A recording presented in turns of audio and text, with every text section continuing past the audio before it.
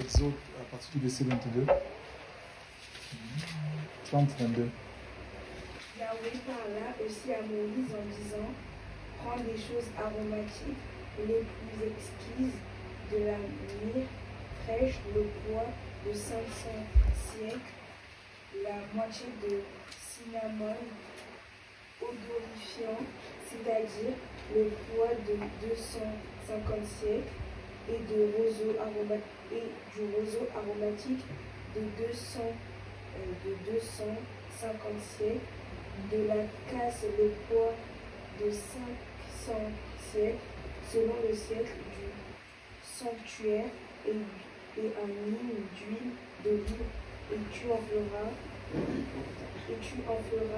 de l'huile pour l'onction sainte en huile composée selon l'art du parfumeur. Ce sera l'huile de l'onction sainte.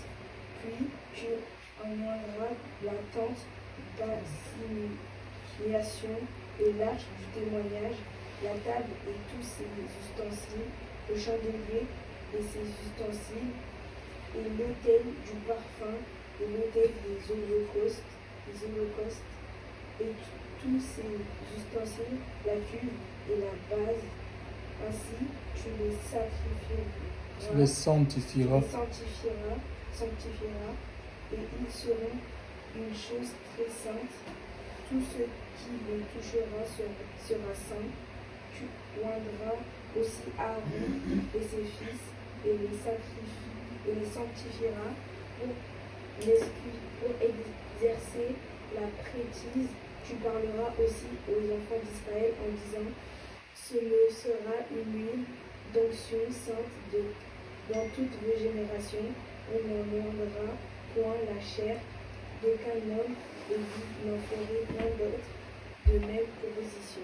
Elle est sainte, elle vous sera sainte.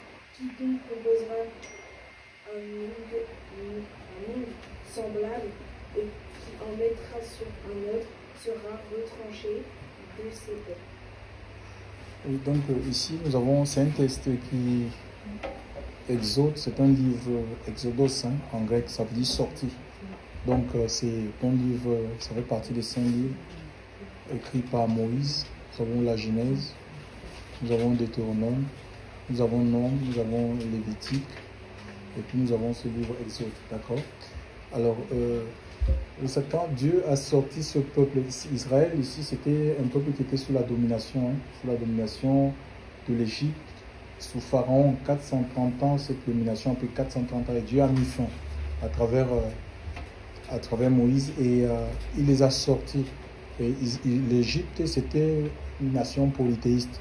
Donc, comme ces gens-là, ils sont restés dans ce pays-là, donc ils adoraient des dieux égyptiens. Ils n'adoraient pas le Dieu véritable, en fait. Ils n'avaient pas connaissance de ce Dieu. Donc, ils étaient dans cette adoration-là égyptienne. Ils s'étaient assimilés, en fait. Et le culte aussi, en fait. Donc, c'était des cultes païens. Donc, ils offraient des offrandes à des dieux païens, des divinités païennes comme Isis, Osiris. Ils en avaient 700 divinités en Égypte. Alors, Dieu va les sortir, et il ne va pas les laisser comme ça, parce qu'ils sont sortis de l'Égypte. Mais il faut que on appelle ça comment? Oui, il faut que la mentalité change, ne soit plus la même. Parce qu'ils sont appelés à vivre, à rentrer dans un autre pays et à vivre selon d'autres préceptes, en fait. Ils ne doivent plus vivre selon les lois égyptiennes. C'est pourquoi, pour que leur mentalité puisse changer, il faut les présenter quelque chose à lui. D'où les lois, vraiment les lois. Moïse, on sait que dans le mont Sinaï, par le biais de l'ange, Moïse a recevoir les 10 paroles écrites du doigt de Dieu. La Bible, c'est le livre inspiré, d'accord? Toute écriture inspirée de Dieu, utile pour corriger. Donc, c'est poussé par le Saint-Esprit. L'Écriture dit que les saints hommes ont parlé de la part de Dieu. Il y a une partie de l'Écriture aussi qui a été écrite du doigt de Dieu lui-même, notamment les 10 paroles. C'était sur des tables de pierre. L'Écriture était l'Écriture de Dieu, d'accord? Remis à Moïse, on va les présenter comme ça. Le premier: je suis l'Éternel ton Dieu, tu n'auras point Donc, on appelle ça ce qu'on appelle changement. Donc, la mentalité, il faut que la mentalité change. Il y a des gens qui se sont donnés, en fait, que Dieu a sorti du monde, de l'Égypte. Ils ont fait à travers l'expérience de la nouvelle naissance, mais ce n'est pas suffisant, en fait. Mais si on continue à fonctionner avec la mentalité du monde, d'accord, et on le voit même en tant que pasteur, d'accord, on peut avoir un don, ça ne veut pas dire que nous sommes transformés, qu'il y a ce renouvellement d'intelligence-là. Et ça passe à travers la connaissance. C'est la parole de Dieu. On a besoin d'être enseigné dans les voies de Dieu, hein, pour connaître la volonté de Dieu et l'exprimer à travers sa parole. C'est la volonté de Dieu qui est révélée là, qui est écrite. Alléluia. La volonté de Dieu, elle est, parce que les gens disent, Seigneur, montre-moi ta volonté. Elle est écrite là, elle est consignée dans ce livre. Alléluia. Donc il faut qu'on médite ce livre, que ce livre de la loi ne s'éloigne point de... Et c'est 66 livres, hein, donc on a de quoi faire. Hein. On a de quoi faire. Il y a quand même 66... c'est quand même 66 livres, donc on a de quoi faire pour connaître, pour éplucher, pour connaître la volonté de Dieu, chers frères et sœurs. Et Dieu parle de différentes manières, d'accord, pour révéler son intention, sa volonté à son peuple.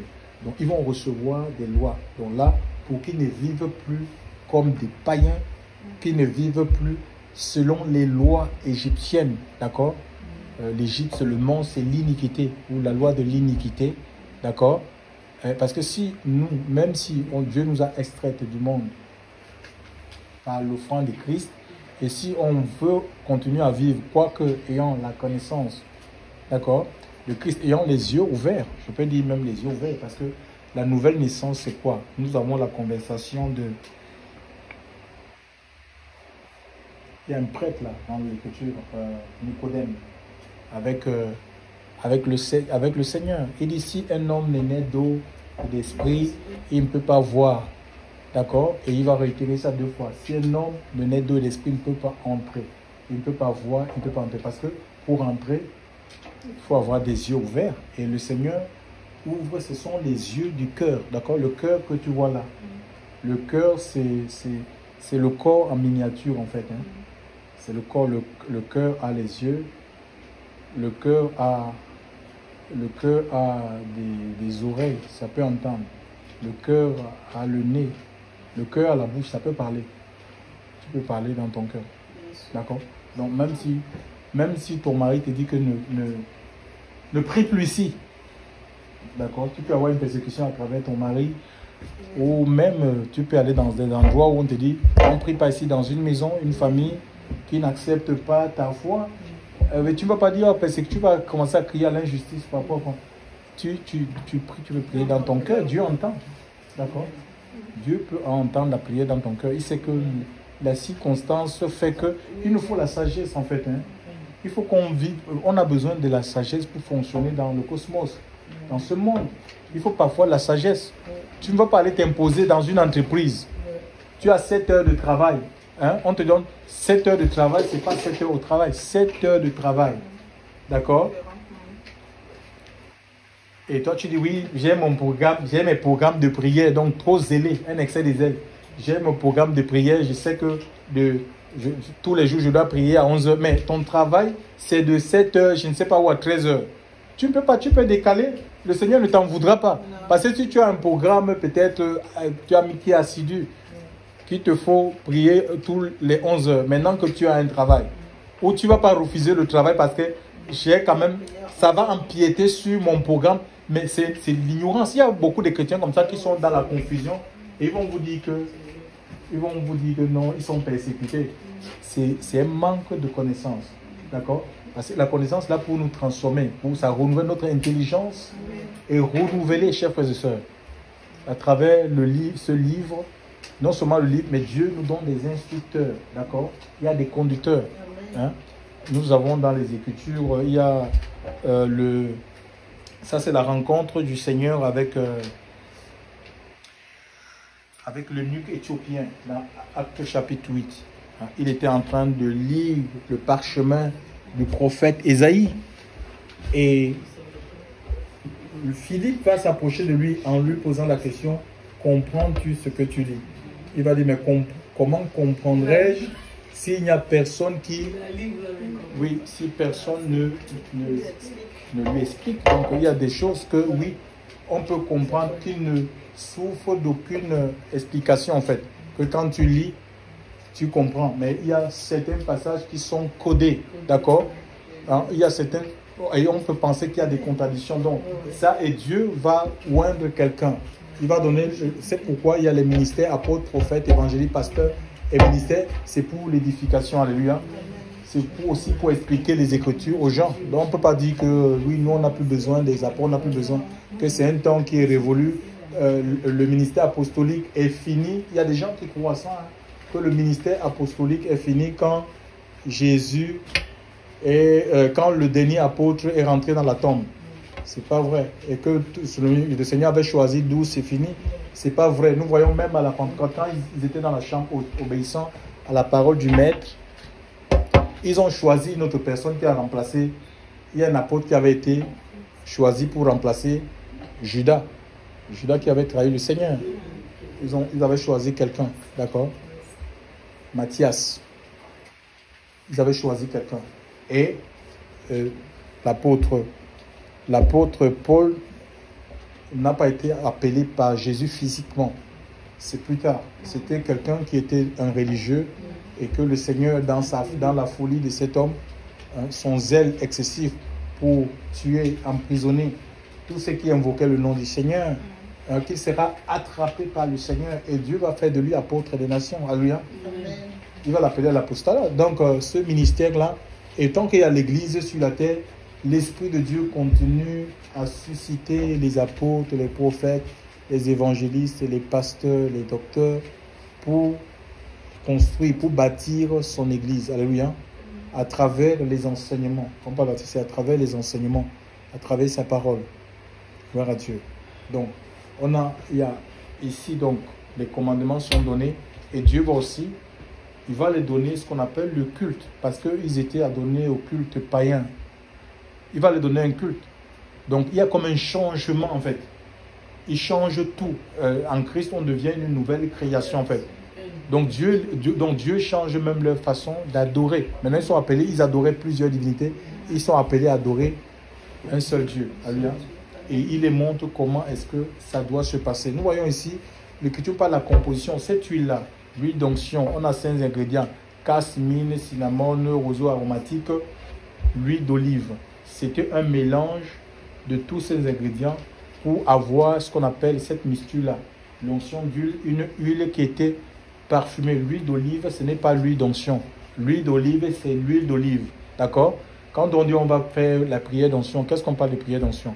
Ça n'existe plus. C'était une huile qui ne devait pas être reproduite ni mise sur la vie d'un étranger sous peine de mort. D'accord? Donc, j'avais eu des discussions avec un serviteur de Dieu de l'autre côté de l'Afrique. Il commence à dire, oui, mais nous, on connaît la composition de cette huile. Je dis, mais est-ce que tu as bien vraiment lu ce qui est écrit? Tu as cette composition où c'est une huile qui ne doit pas être reproduite. D'accord? Et Dieu avait donné ça. C'est les Lévites qui avaient la capacité de composer cette huile-là. Aujourd'hui, nous sommes rentrés dans un sacerdoce qui ne nécessite pas l'huile d'onction, en fait, l'huile d'onction. On peut prier avec de l'huile. C'est biblique. Jacques chapitre 5, verset, si quelqu'un est dans la joie, qui chante. On doit, c'est-à-dire pour ce que Dieu fait, on doit se réjouir. Ce n'est pas un péché de se réjouir s'il y a exaucement, s'il y a mariage, s'il y a, je ne sais pas, une porte qui s'ouvre. On doit se réjouir. De toute façon, c'est même naturel. C'est naturel même sans Dieu. Quand tu as une porte qui s'ouvre, une bénédiction, tu as un virement comme ça, tu es content. Oh, le virement est rentré.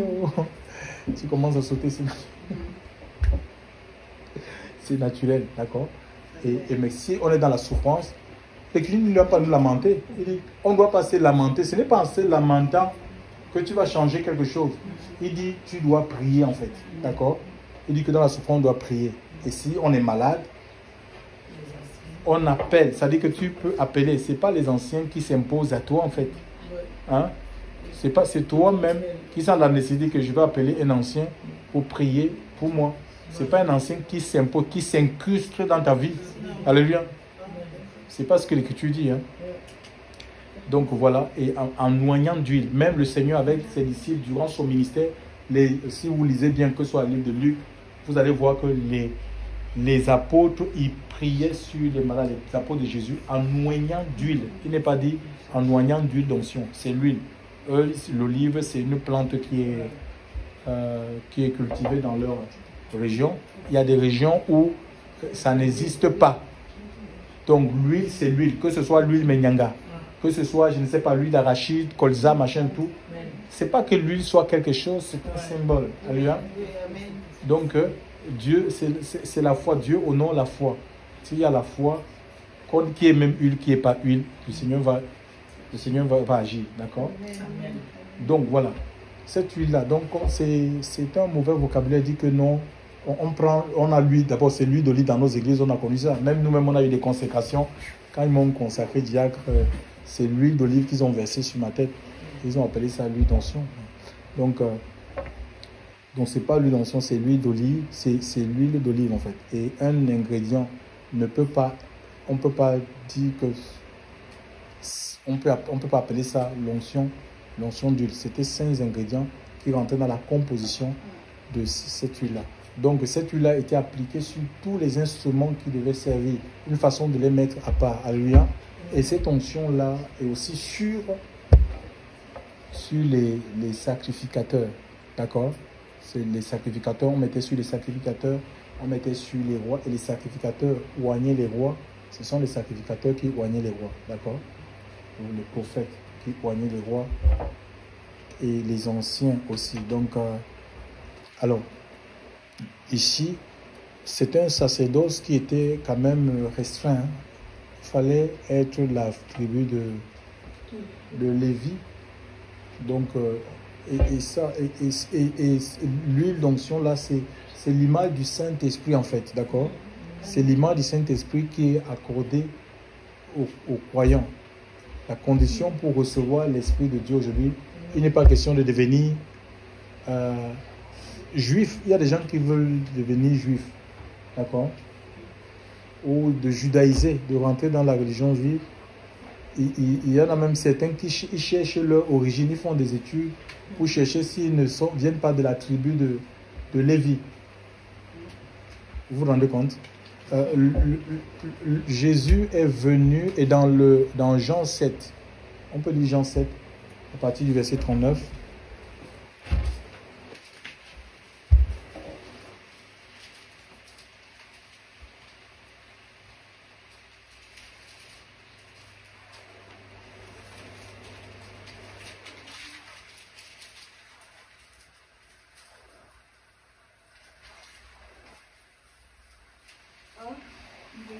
Cela de l'esprit que devaient recevoir ceux qui croyaient en lui. Verset 37 à 39. Oui, oui. Le dernier jour, le plus grand jour de la fête, Jésus se tenait debout, s'écria, si quelqu'un a soif, qu'il vienne à moi et qu'il boive.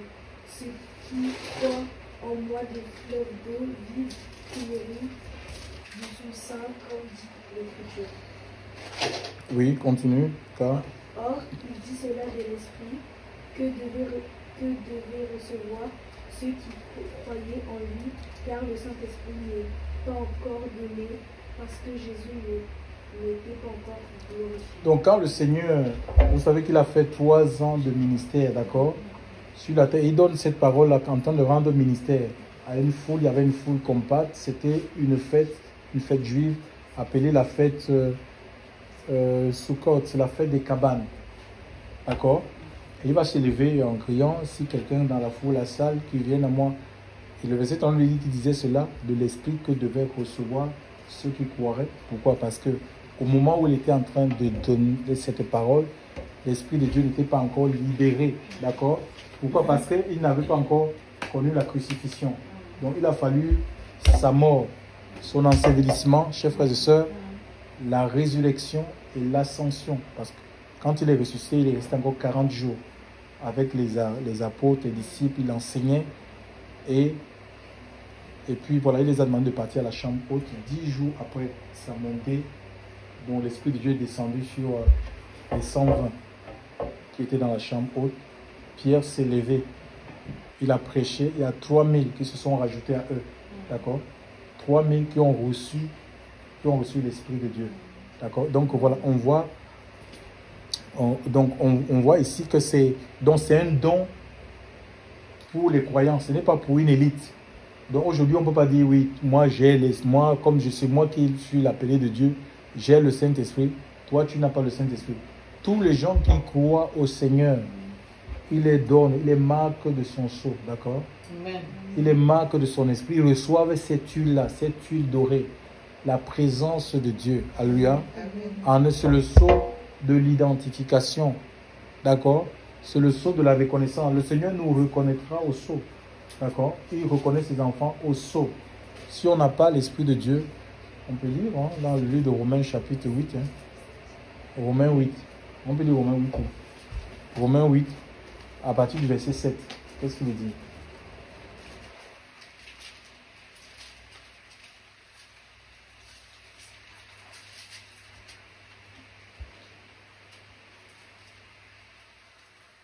Car l'écrivain avait les ailes étendues sur l'encre. Romains 8. Tu es où là? À partir de 7. Romains chapitre 8, vas-y. Oui, chapitre 8, verset 7. Oui. Non, mais vas-y, tu peux lire. Parce que l'affection de la chair est initiée contre Dieu, Oui. car elle ne soumet pas à la loi de Dieu, et aussi ne le peut-elle pas. Je continue. Oui. C'est pourquoi ceux qui vivent selon la chair ne peuvent pas plaire à Dieu.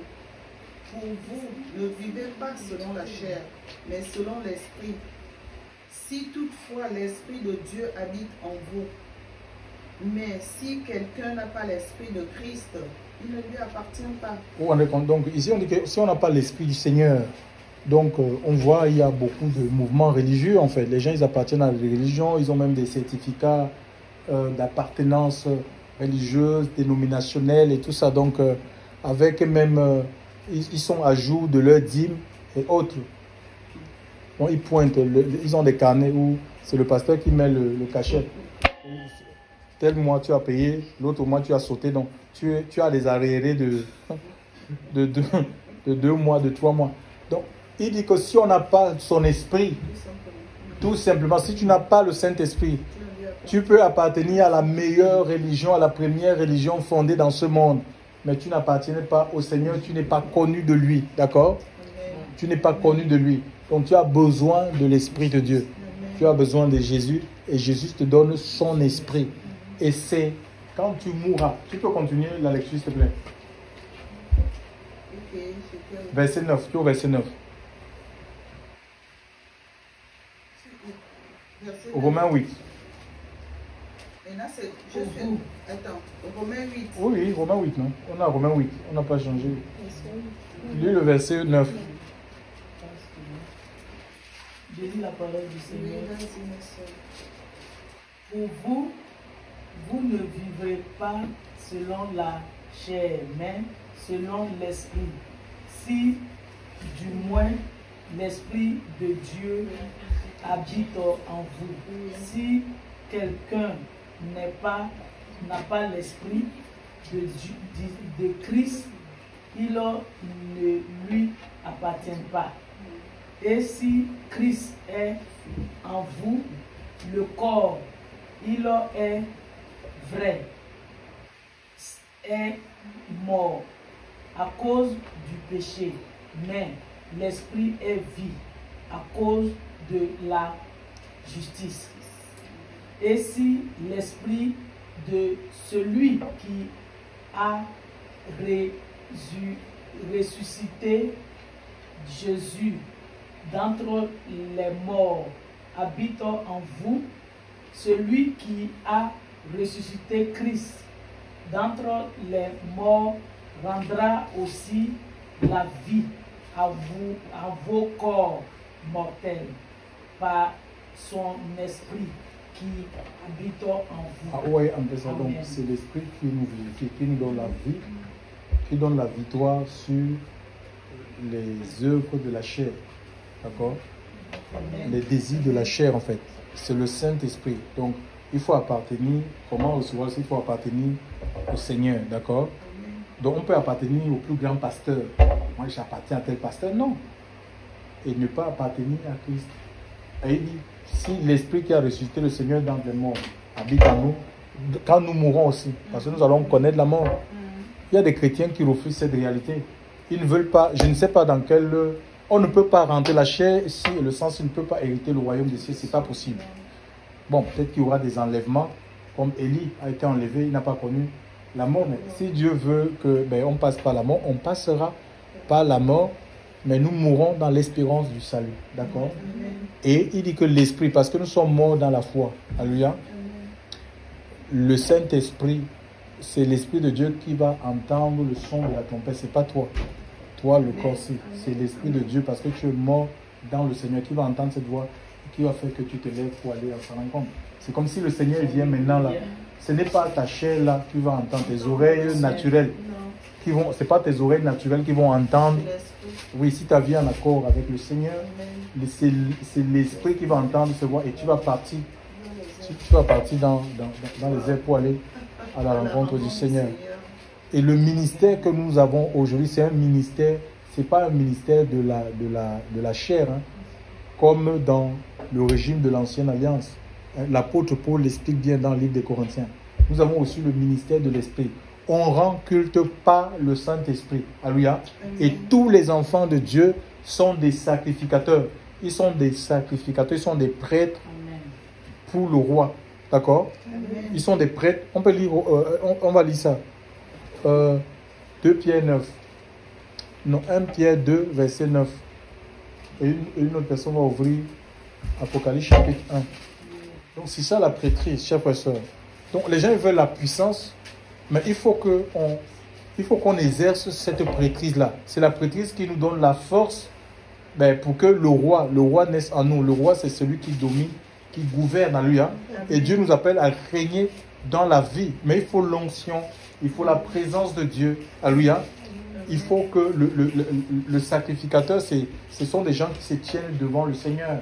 Ça nous parle de la vie de prière, alléluia. Une vie de prière, une vie d'adoration. C'est ça qui va nous donner plus de force, plus de puissance pour avoir la domination sur la vie. Quand on parle de dominer sur la vie, ça veut dire que mon argent, les choses de la terre ne peuvent pas m'influencer ou m'affecter au point de me corrompre. Le fait que je n'ai pas de m'amener à ne pas avoir une relation étroite avec le Seigneur. D'accord? Oui, les choses de la vie n'ont pas le dessus sur moi. Je ne suis pas possédé. Dieu n'est pas contre le matériel. Mais ça devient un problème si le matériel me possède. Abraham avait beaucoup de richesses. Il possédait beaucoup de richesses, mais il n'était pas possédé par ses richesses. Si tu es possédé par ces richesses, tu vas te détourner de Dieu. D'accord? Ces richesses vont devenir ton Dieu dans ta vie et ça va te pousser à la compromission.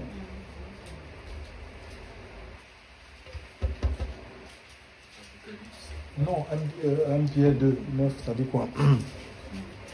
Mais vous êtes la race élue, vous êtes la prêtrise royale, la nation sainte, le peuple acquis, afin que vous annonciez les vertus de celui qui vous a appelé des ténèbres à sa merveilleuse lumière.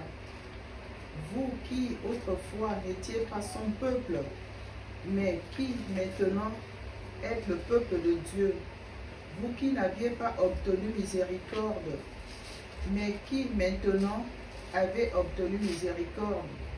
Mes bien-aimés, je vous exhorte comme étrangers et voyageurs à vous abstenir des convoitises charnelles qui font la guerre à l'âme. Donc voilà, nous avons ici, ici, il s'adresse aux hommes des nations en fait, d'accord? Vous êtes une race, nous sommes rentrés dans cette alliance, alléluia, par le biais de Christ, à cause de la mort du Seigneur. Donc, nous ne sommes plus étrangers aux choses de Dieu, aux promesses du Seigneur. Alléluia. On est devenus des prêtres. Il a fait de nous des prêtres. Et pourtant, la prêtrise était limitée uniquement à la famille, à la tribu de Lévi. Et le Seigneur est venu mettre fin à ce... Donc voilà, à cette loi-là en fait, d'accord? Et il a donné la possibilité qu'on soit Lévi, qu'on soit... on appelle ça comment? Il y avait plusieurs tribus en fait, hein, Benjamite, de la tribu de Juda. On a la possibilité, qu'on soit des hommes des nations, il nous fait rentrer dans sa prêtrise, la prêtrise royale, où ça dit qu'on est au service, notre service est pour le roi, ce n'est pas pour une dénomination en fait, d'accord? Et quand vous voyez le fonctionnement des apôtres, on n'a pas vu les apôtres dans les Écritures, chacun n'a pas essayé de construire son propre ministère à côté, pour essayer de contrôler ses âmes. C'est des gens qui allaient, l'apôtre Paul pouvait aller en Judée, et pourtant quittant l'Italie, et il allait y prêcher juste aux croyants, il donnait son message était christocentrique, tu vois. Et comme nous, on a, l'église, elle est séduite, elle est comme le diable est arrivé à dépêcher, à diviser le corps. Et un corps qui est divisé, c'est un corps, mais ce corps est infirme, d'accord. Et quand on est infirme, on a du mal on aura du mal à avancer. Oui, tout ça, c'est compliqué. D'accord? Donc, le service était pour le Seigneur. Ces gens-là, ils ont annoncé un seul message, le royaume des cieux. Ils n'enseignaient pas aux gens la prospérité. Moi, je n'ai pas vu ça dans les Écritures. Dieu peut rendre quelqu'un prospère, oui. Mais est-ce qu'il y a des enseignements pour devenir prospère dans les Écritures? Moi, je n'ai pas vu ça dans le Nouveau Testament où on donne des enseignements pour comment devenir riche. Il n'y a pas ça dans les Écritures. Dieu rend prospère, oui, Dieu peut rendre prospère quelqu'un. Alléluia. Dieu a certains un don. Dieu peut faire que certains ils sont riches matériellement, d'autres ils sont riches spirituellement. Donc il va leur donner une autorité qui fait peur. Alléluia. Donc voilà, donc il va les orner, il va donner certains d'autres, ça c'est des dons, des qualités, c'est comme ça en fait. Donc il fait c'est que Dieu fait ce qu'il veut. Donc au service du roi. Donc tous les enfants de Dieu dans le monde, quand le Seigneur nous appelle, c'est pour être à son service et c'est le Saint-Esprit qui nous conduit. D'accord? C'est pas qu'on est au service, on va être partout. Non. Le Seigneur va te conduire quelque part pour servir les intérêts du royaume, pour être ambassadeur. Tu ne peux pas être ambassadeur et être partout au même moment. Ou tu seras affecté peut-être en Afrique, pour travailler pour l'Afrique, pour un pays bien particulier en Afrique. Un peu comme les ambassades séculières en fait, dans ce monde. Hein? Tu ne vas pas, imagine un peu que on est quand même un groupe, on a besoin de la trésorerie. Donc on ne peut pas dire, toi tu es ici dans ce groupe, on va te nommer, tu es trésorier dans le groupe, et en même temps tu es dans un autre groupe, peut-être le groupe du frère Auric, mais attends, et puis tu vas être trésorier. Ça peut se comprendre peut-être que si le frère Auric organise une conférence, on est invité, on va aller, tu vois, mais dis que tu es trésorier ici, tu gères là-bas, mais c'est un non-sens. Donc Dieu nous positionne quelque part pour travailler. Et si notre mission dans cet endroit est finie, ben, il nous mettra cette conviction. Alléluia. C'est comme ça on partira dans la paix. Mais certains, parfois, ils ne veulent même pas être enseignés. Ils sont dans la rébellion. Beaucoup sont rebelles. Hein. Ils ne veulent pas s'asseoir. Ils pensent qu'ils veulent devenir roi sans avoir servi, sans avoir porté les armes du roi. C'est important, les armes du roi, que tu apprends comment la royauté, ça fonctionne. Comment tu vas recevoir les automatismes. C'est comme ça, les conseils, tu vas voir comment les décisions sont prises. C'est comme ça, la transmission du savoir, ça passe par la formation. Dieu nous forme. D'accord? Même dans le monde. C'est comme ça, il y a des gens, quelqu'un va d'abord être adjoint et puis il va voir comment le titulaire fait. Et c'est comme ça, après il va devenir titulaire. Même quand on t'embauche dans une entreprise, il y a une période d'essai, il y a une période de formation, d'apprentissage, c'est frères et sœurs. Et c'est ça qui nous forme. Donc, je veux dire, on est tous des sacrificateurs. Et les sacrificateurs, la science ne devait pas s'éloigner de leur lèvres parce que c'est dans leur bouche qu'on trouvait la loi d'après Malachie. On trouve la loi. Quand les gens ont besoin de la loi de Dieu, du conseil de Dieu, ils s'allaient vers les sacrificateurs. D'accord? Mais aujourd'hui, combien de temps on prend même? Il y a des enfants de Dieu qui lisent tout. Ils lisent tout sauf les Écritures. Parfois, ils vont chercher des livres que c'est des satanistes qui disent être convertis. Ils vont écrire des livres pour dire comment rentrer dans ta percée. Ils lisent les livres des hommes en fait, au lieu de lire les Écritures qui nous approchent plus de Dieu. Alléluia. Un sacrificateur, c'est un témoin en fait. Hein? Tu peux lire Apocalypse chapitre 1. Qu'est-ce qu'il dit Apocalypse chapitre 1, versets 4 à 5. De la part de Jean, pour cette église qui sont en Asie, que la grâce et la paix vous soient données de la part de Dieu, celui qui est, qui était et qui vient, de la part des sept esprits qui sont devant son trône, et de la part de Jésus-Christ, le témoin fidèle, le premier-né d'entre les morts et le chef des rois de la terre, à celui qui aime, qui nous a lavé de nos péchés par son sang. Oui. Qui a fait de nous un royaume, des prêtres pour Dieu, son Père. À lui soit la gloire et la domination au siècle des siècles. Voilà, on dit des prêtres pour Dieu ou des sacrificateurs pour Dieu, son Père. Amen. Au service de Dieu. Dans le monde, vous avez des dénominations, des prêtres catholiques pour le catholicisme, des prêtres, des pasteurs protestants pour le protestantisme, des pasteurs pentecôtistes pour le pentecôtisme. Et un pasteur pentecôtiste ne peut pas aller exercer dans le milieu catholique. D'abord, on va le chasser parce qu'ils n'ont pas la même...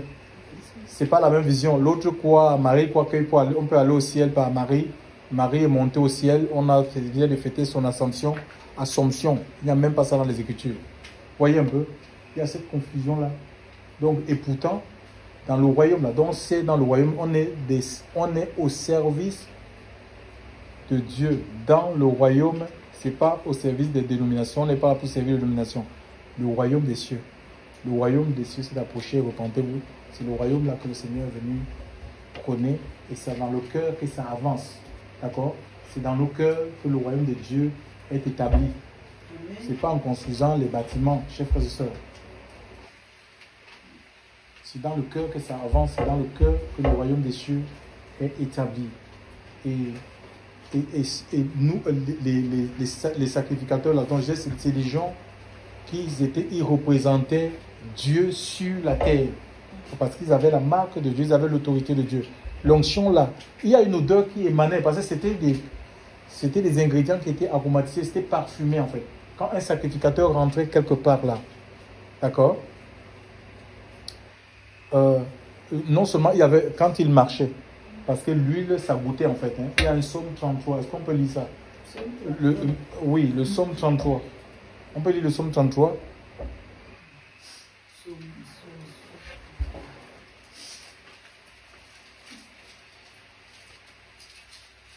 Le psaume 133, pardon. Le psaume 133, oui. Le psaume 133.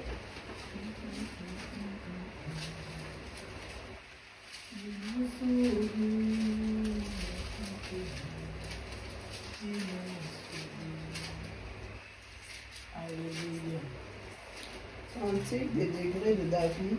Voici qu'il est bon, qu'il est agréable pour les frères de demeurer unis ensemble. C'est comme l'huile excellente répandue sur sa tête qui coule sur la barbe de Aaron, sur le bord de ses vêtements. C'est comme la rosée de l'Hermon qui descend sur la montagne de Sion, car c'est là que Yahweh a ordonné la bénédiction et la vie pour l'éternité. Oui, on parle de l'huile qui coule, il le reçoit sur la tête, ça coule sur la barbe, sur les vêtements, sur le bord des vêtements, donc ça va goûter. Les gouttes vont tomber au sol. Donc partout, là où ils partent, c'est comme une empreinte. D'accord? Il y a une empreinte de Dieu. Quand tu as l'onction de Dieu dans ta vie, tu vas marquer l'endroit où tu es. Par exemple, si tu travailles quelque part et que tu pars, les gens ils vont avoir un souvenir de toi que non. Nous avons vu des gens venir travailler ici, mais cette personne, c'était différent, oui. C'est ça en fait. C'est ça, c'est le témoignage. Hein. Ça sera positif en fait. Parce que tu as quelque chose que les gens, ils n'ont pas. Qui t'amène à faire ce que les gens, ils ne font pas. Si les gens, ils sont là, ils font... On parlait de 7 heures ils font 7 heures au travail, ça veut dire que 7 heures au travail, ce n'est pas 7 heures de travail. Toi, tu feras 7 heures de travail, l'Esprit de Dieu en toi. Parce que l'Esprit de Dieu, c'est la crainte de Dieu, ça apporte la crainte du Seigneur. Dans ta vie, ça va t'amener à faire convenablement ton travail. Tu ne vas pas bâcler le travail comme les autres, ou tu vas faire, tu es dans les pauses pipi pour que les autres... Oui, pause cigarette, pause pipi pour que les autres... Oui, tu finis, tu commences après l'heure, tu finis avant l'heure. Non, tu ne veux pas fonctionner comme ça en fait. Parce qu'il y a quelque chose, il y a l'Esprit de Dieu, c'est l'Esprit de la crainte de l'Éternel. D'accord? Donc ça fait de nous des sacrificateurs, représentants des témoins de Dieu, là où il nous a placés. Et aussi, nous représentons les hommes devant Dieu. D'accord? On représente les hommes. Ça ne veut pas dire qu'on est de nouveaux médiateurs à la manière de Christ. Ça dit c'est une vie d'intercession en fait. L'Esprit de Dieu, c'est un esprit de prière, de supplication. Quand tu as des problèmes, ça ne sert à rien de s'affoler, d'aller raconter aux gens ta vie. La première personne à qui tu dois raconter tes problèmes, tes difficultés, tes peines, la première personne chez qui tu dois pleurer, tu dois verser les larmes, c'est le Seigneur. Il faut être à ses pieds. Alléluia. Il faut être à ses pieds pour implorer sa grâce, pour implorer sa miséricorde. Alléluia. Hein? C'est un roi qui est assis. L'Écriture dit que nous devons nous approcher du trône de la grâce. Alléluia. Et c'est un trône qui est spirituel, c'est partout. L'Écriture dit que le ciel, c'est le trône de Dieu.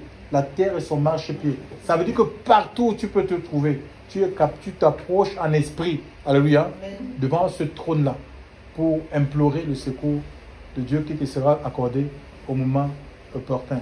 D'accord? Où tu es sacrificateur. D'accord? Tu es sacrificateur, tu as besoin de la présence du Seigneur. Un enfant ne peut pas vivre sans vie de prière, c'est pas normal.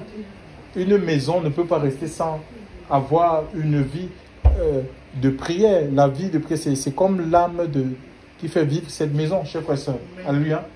Il faut avoir une vie de prière. Vous ne pouvez pas être à deux. Vous êtes deux chrétiens et que vous n'auriez pas trouvé. Il faut que vous trouviez un jour, que vous vous retrouvez ici, un jour dans la semaine, que vous vous retrouvez pour chercher Dieu, pour prier, pour adorer le Seigneur. Il vous conduira. Il peut donner, pas forcément besoin peut-être qu'il y ait quelqu'un, un prédicateur. Non, Dieu peut mettre, pendant que vous êtes en train de prier comme ça, il peut te mettre un passage dans les Écritures, un passage dans ton cœur comme ça, gravé, tu dis, mais ouvrez tel passage. Et ça va consoler, je ne sais pas, peut-être quelqu'un qui passe des situations difficiles, chers frères et sœurs dans le Seigneur. Alléluia. Il faut avoir des temps de prière, chers frères et sœurs, dans nos maisons, que nos maisons soient pleines de... Il y a un chant qui dit ça en fait.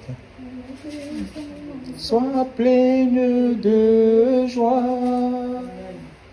que nos vies soient pleines de joie, qu'il n'y ait plus de pleurs, qu'il n'y ait plus de malheur, que Jésus-Christ soit élevé depuis les monts jusqu'aux vallées, que nos prières montent vers toi, depuis les cieux jusqu'aux nations, nous t'élevons par nos chants. Oui, par nos chants. Alléluia. Il faut qu'on chante à l'Éternel. Chanter à l'Éternel un cantique nouveau, c'est un impératif. Alléluia. Il faut qu'on chante Dieu, qu'on chante les louanges. Donc on ne peut pas laisser, on appelle ça comment, les réseaux sociaux envahir notre maison, nos vies, au point où on n'a pas la place, même une heure. On est connecté à des écrans de télé. Il n'y a même pas une heure pour se poser que non, mais attends, il faut aussi qu'on ait quand même un temps où on trouve des excuses. La parole vient de nous dire ça. On va vivre par la chair. On trouve des excuses. Parce que la chair nous domine, chers frères et sœurs. Mais ça ne doit pas être ainsi. Alléluia. Le Seigneur dit, vous recevrez une puissance. Le Saint-Esprit survenant sur vous, et vous serez mes témoins. Alléluia. Vous serez mes témoins. Témoins de la justice de Dieu. Témoins de la vérité. Alléluia. Témoins de l'amour du Seigneur. Témoins de sa paix. Témoins de sa joie. Alléluia. Voilà, Dieu console. Alléluia. Il fait bien. Gloire au Seigneur. Gloire à Dieu. Donc, on doit prier. On veut que les membres de nos familles ils vont se convertir. Comment?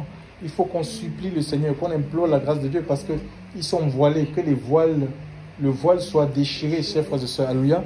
Donc oui, que le nuage épais, que les ténèbres qui envahissent leur vie soient chassées de leur vie, que l'homme fort qui les tient, chers frères et sœurs. On dit qu'on ne peut pas piller une maison sans avoir lié. L'Écriture dit que l'homme fort, celui qui tient cette maison, il faut le délier, il faut le défaire pour que cette vie-là se donne au Seigneur. Nous allons prier le Seigneur vraiment. On est appelé à être dans sa présence. Alléluia. On est des sacrificateurs. Alléluia. Et nous avons besoin de nous tenir. On doit se tenir. Notre vie, c'est au pied du Seigneur que le Seigneur nous veut. Et ça, chaque jour, comme on mange chaque jour là, on doit être capable de prier chaque jour, alléluia, chaque jour, de méditer la parole de Dieu chaque jour. C'est ce qui va nous permettre de grandir, alléluia. Dans ces voies, on ne peut pas vivre sans une vie spirituelle, espérer faire des exploits, des progrès et mettre la vie de prière, la méditation de la parole de Dieu de côté. Ça ne doit pas être ainsi. Que le Seigneur puisse nous aider. Nous prions le Seigneur. Père éternel Dieu, nous voulons te rendre grâce, Seigneur. Nous voulons te bénir, Seigneur. Seigneur, oui, même si tout est accompli, Seigneur, c'est un fait, mais cela ne veut pas dire que, Seigneur Dieu, ces choses s'accompliront dans notre vie si nous-mêmes, Seigneur, nous ne faisons pas notre part, Seigneur Dieu Père. Mon Dieu et mon roi, Seigneur, nous te prions vraiment d'aligner nos vies. Nous te prions, Seigneur mon Dieu, mon Père, de nous visiter. Nous te prions de nous toucher. Seigneur, de nous débarrasser de toute forme de distraction. Seigneur, des pensées vaines. Seigneur, tu vois la chair, Seigneur, nous passons plus de temps dans les réseaux sociaux, Seigneur. Comment on est submergé par la chair. Mon Dieu, mon Père, Seigneur, Dieu Père. Grand Dieu véritable, regarder des choses sales. Seigneur, mon Dieu, mon Père. Mon Dieu, mon Père, nous prions vraiment de nous pardonner, Seigneur. De nous restaurer ce matin. Restaure nos vies.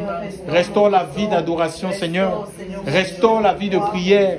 Restaure l'intercession. Restaure le témoignage, Seigneur Dieu. Seigneur, restaure-nous, Seigneur Dieu. Ravive la présence de ton esprit. Renouvelle-nous, Seigneur. Tu dis dans ta parole que si le Fils vous a franchi, vous êtes réellement, vous êtes totalement libre. Seigneur, nous voulons vivre cette liberté. La liberté en Christ, Seigneur. La liberté en Christ. Nous la voulons dans le nom de Jésus. Nous voulons vivre des choses nouvelles. Un cantique nouveau. Seigneur, un message nouveau. Seigneur, qui sort du trône de ta grâce. Père, souffle dans cette assemblée. Souffle dans la vie de nos enfants. Souffle dans nos maisons, Seigneur. Que les œuvres des ténèbres soient chassées loin de nos vies. Que les portes de l'enfer s'éloignent. Ô puissant nom de Jésus, agis puissamment, Seigneur. En amour. Guéris-nous, Seigneur, de Ta nos puissance, Seigneur, change nos faiblesses en force, Seigneur. ta présence dans ma vie. Seigneur, mon Dieu. Père, nous comptons sur Ton toi. amour, Seigneur, par nous-mêmes, Seigneur, nous ne pouvons rien, ta Seigneur. Mais, Seigneur, par ta grâce, puissance, Seigneur, mon Dieu, on y arrivera, ta Seigneur. présence Béni sois ton Père, dans ma dans le nom vie. puissant de Jésus. Et Alléluia, je veux t'adorer de tout mon cœur. Et je veux t'adorer de toute mon âme. Et je veux t'adorer de toute ma force. Car tu es mon Dieu, je suis ton enfant. Tu es mon Dieu.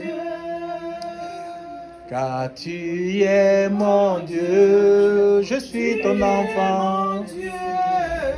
Tu es mon Dieu, ton amour, ta puissance, ta présence dans ma vie, ton amour, ta puissance,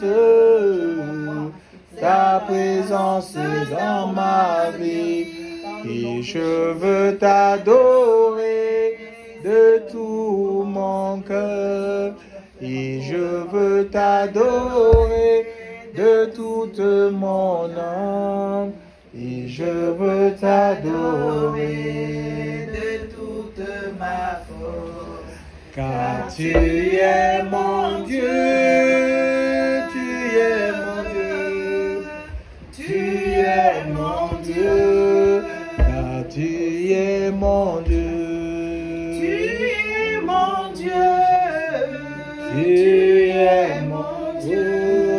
tu es ma force, tu es ma force, tu es ma force, car tu es ma force, tu es ma force, tu es ma force, car tu es ma joie, Tu es ma joie, mon Dieu.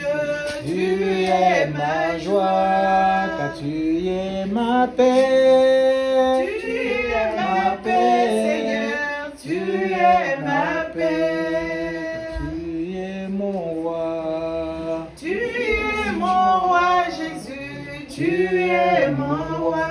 Donc les sacrificateurs avaient pour aussi, ils avaient comme tâche, fonction d'offrir des sacrifices, c'était les animaux. Mais aujourd'hui, nous on n'offre pas les animaux. Hein. On n'offre pas les animaux comme dans l'Ancienne Alliance. L'Écriture nous dit dans le livre de Hébreux chapitre 13, verset 15, « Offrons donc par lui sans cesse à Dieu un sacrifice de louange, c'est-à-dire le fruit de nos lèvres qui confesse son nom, l'Esprit que nous avons reçu. L'Esprit de Dieu est un esprit chantant. » Alléluia. Et le Seigneur veut et il exige un cantique nouveau. Mais ça, ce cantique nouveau-là, tu l'auras parce que tu es intime, tu as une relation forte avec le Seigneur. Quand on parle de cantique nouveau, ce n'est pas forcément un chant qui n'est pas connu. Ça peut être un chant que Dieu va mettre dans ton cœur, mais qui est connu, alléluia. Mais c'est nouveau, oui, c'est Dieu qui met. Il faut qu'on arrive à ce stade-là. Qu'on ne chante pas de manière mécanique. Vraiment que c'est Dieu qui puisse mettre des cantiques dans notre cœur, alléluia. Mais parce qu'on est attaché à lui, mais aussi il est dit, n'oubliez pas la bienfaisance et de faire, n'oubliez pas la bienfaisance, alléluia, et de faire part de vos biens, car Dieu prend plaisir à de tels sacrifices, c'est-à-dire de témoigner quand Dieu te bénit, même sur le plan financier. Il ne faut pas dire, mais si je dis que Dieu m'a donné 15 000 euros là, peut-être tous les gens de l'église vont commencer à me demander, venir me demander des prêts. Des prêts. Non, il faut des prêts, oui. Il faut que tu rendes gloire à Dieu, alléluia. Oui, mais après, il ne faut pas avoir peur. Ce n'est pas parce que la Bible dit que ton oui soit oui, que ton non soit non. Ce n'est pas parce qu'on est chrétien qu'on ne peut pas dire non. Hein. Non. D'accord. Voilà. Et il y a des gens, il y a des gens pour regretter. Non, mais tu peux donner pour regretter. Oui, donc tu peux donner avec le pincement. Donc c'est comme ça on a appris un faux christianisme où il faut. Non, c'est pas possible. Donc on a ça. Donc il faut rendre témoignage du Seigneur, même pour tout ce qu'il fait. Après, il y a aussi le sacrifice que nous devons offrir. C'est ça, c'est dans Romains. Alléluia. C'est ta vie en fait. C'est notre vie qui doit être offerte. Alléluia. Au Seigneur entièrement, notre corps, notre âme, notre esprit, on doit être entier pour le Seigneur.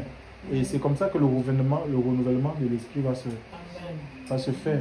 Dieu va nous renouveler intérieurement, il va nous transformer intérieurement. Alléluia. Il va nous changer notre façon de penser et de voir des choses. À lui soit toute la gloire. Merci Seigneur. Père, nous te disons merci pour ce temps, Seigneur. Merci pour ta parole. C'est la vérité, Seigneur Dieu. Et nous te demandons de nous maintenir dans cette vérité. Seigneur mon Dieu, mon Père, tu connais nos vies, Seigneur. Tu connais nos peines, tu connais nos lacunes, nos imperfections, nos défauts. Père, je te prie en ce matin, Seigneur, alors que le message a été libéré, Seigneur, tu ravives ta présence, Seigneur. Seigneur Dieu, Père, tu donnes la vie, Seigneur, maintenant. Tu restaures, Seigneur Dieu. Tu repens ton esprit. Seigneur, tu apportes la consolation. Tu guéris celui qui est malade. Tu affermis celui qui est prêt de tomber, Seigneur Dieu. Celui qui est découragé, Seigneur. Tu renouvelles les forces, mon Dieu, mon Père, Seigneur Dieu, Père, afin que nous continuions cette marche dans le puissant nom de Jésus-Christ. Je veux prier pour tous ceux qui traversent des situations difficiles, ceux qui sont éprouvés, ceux qui sont malades. Seigneur, pose ta main dans leur vie. Seigneur, fais-les du bien. Tout pour ta gloire et le témoignage de ta parole. C'est dans le puissant nom de ton Fils et Jésus. Nous avons ainsi prié. Gloire à toi, Seigneur. Amen, amen, amen, amen.